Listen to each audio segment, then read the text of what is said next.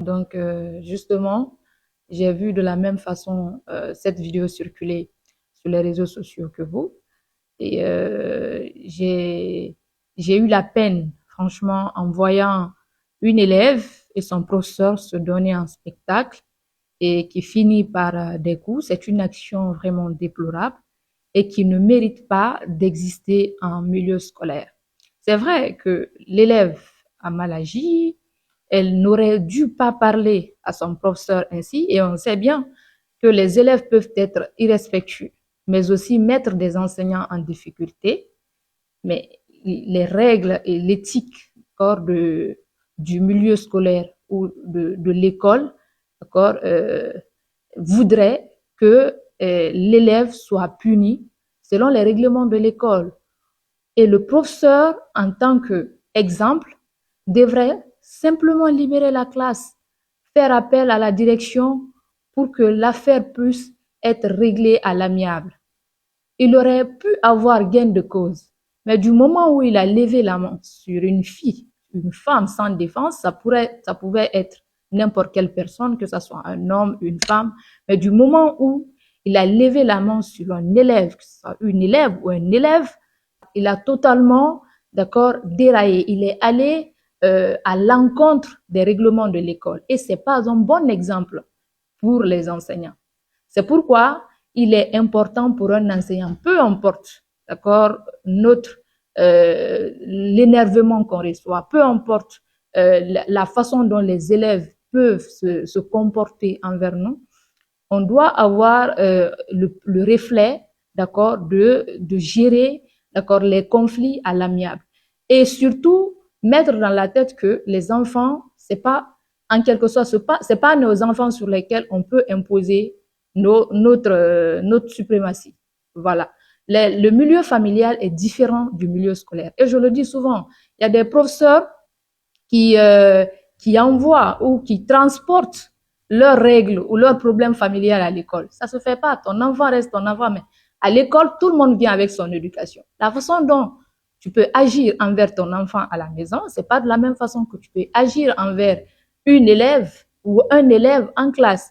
Et je connais mes collègues. Des fois, on vient tous stressés à l'école avec nos problèmes. Mais est-ce que ces problèmes-là ont eu pour source les élèves? Non. Donc, certains profitent pour sortir leur frustration sur les élèves et c'est ce qui n'est pas normal. Donc, c'est ce qui doit nous guider dans l'enseignement. Ça doit être, d'accord, le calme, d'accord, l'harmonie et surtout la force de compréhension. Quand vous donnez de l'amour aux enfants, mais ils vous retournent de l'amour. On a tous été victimes de ce type de situation. Je suis enseignante, donc je sais pertinemment ce qu'il a vécu. C'est vrai que c'est pas normal, mais c'est pas autant ce qui va l'envoyer à la violence. Donc, je l'ai vécu.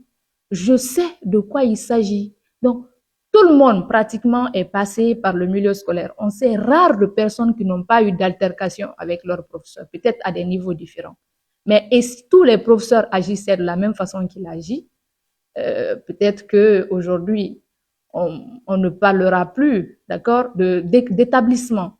Voilà, donc il est important de faire passer ce message. Défendre le professeur, c'est de favoriser ou de faire l'apologie de la violence en milieu scolaire. Et c'est cette mentalité-là qu'il faut bannir en quelque sorte. Donc j'appelle tout le monde au calme. C'est complexe. Je compte même écrire quelque chose dessus parce que étant une personne, je veux dire, qui a déjà fréquenté le milieu scolaire et qui a su observer les élèves. Moi, je suis très piste avec mes élèves. Je communique, je suis ouverte à eux. Mais il y a des profs qui n'ont même pas ce sens de communication, d'ouverture avec les enfants. Je comprends, chaque personne a sa stratégie, sa pédagogie et tout, parce que d'autres disent qu'en s'ouvrant aux élèves, ils risquent de se foutre de toi. Mais en réalité, moi, je suis très ouverte avec les enfants, mais je n'ai pas ce type de problème parce que les enfants m'écoutent parce que je suis ouverte à eux et j'ai toute une panoplie de solutions pour leur faire revenir à la maison et à la raison. Et j'ai des sanctions adaptées par rapport à ça. Je sais qu'est-ce qu'il faut sanctionner, quel est le type de sanction qui va avec, sans faire recourir même à la violence. Et surtout, je m'ouvre à eux, je discute, je parle, je rigole avec eux. Voilà. Donc, pour ne pas que ce type d'acte se produise à l'école, il faut créer cette connexion entre enseignant et élève. L'enseignant doit savoir que l'élève n'est pas son ennemi, d'accord? Une personne de qui il doit se méfier pour se faire respecter. Le respect, c'est pas simplement, d'accord, froisser le visage et jouer au rigoureux. Non, on peut être rigoureux. Moi, je suis très rigoureuse. Mes enfants le savent. Des fois, je peux rentrer en classe. Je dis, aujourd'hui, c'est l'évaluation rapide. Celui qui n'a ou celle qui n'a pas la main, il aura telle sanction. Donc, quand ils me voient sur cette facette ce jour-là, ils disent, oui, madame, et vraiment, aujourd'hui, elle n'est pas du genre à blaguer. Même d'habitude, on blague. Même ton propre enfant, tu peux t'ouvrir à lui, mais il connaît ses limites, au fait, en quelque sorte. Donc, c'est de favoriser le dialogue entre les deux, d'accord? Et surtout, lister, d'accord, des comportements adéquats. Ou si vous vous sentez incompétent de gérer une affaire entre vous et votre élève, faites simplement recourir aux parents ou à la direction. Moi, j'ai convoqué deux des parents de mes élèves parce que je ne pouvais pas simplement laisser la direction régler cela. L'enfant avait un problème profond. La direction a fait son mieux. Il n'arrivait pas à corriger. Et moi, j'ai fait appel. J'ai demandé le numéro. J'ai dit, je suis le professeur la prof de votre enfant. C'est comme ça, c'est comme ça. Les parents sont venus, prenez votre responsabilité. C'est vrai que nous, on joue notre rôle, mais on ne peut pas tout faire.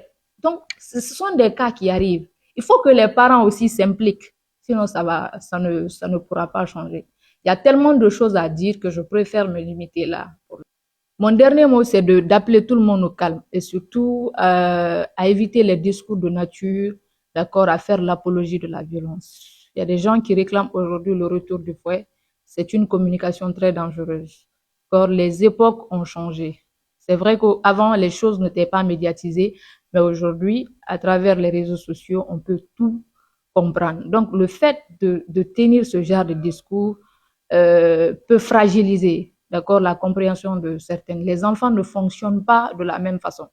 Moi, à l'école, dès que tu me montres le fouet, j'oublie tout ce que j'ai en tête. Il y a des enfants qui sont comme ça. Alors que de nos jours, les gens pensent que le fait de frapper un enfant, que c'est ce qui change la tendance. Donc, il faut favoriser, d'accord, l'enthousiasme, la paix, la compréhension au sein du milieu scolaire, c'est important. Voilà. Donc,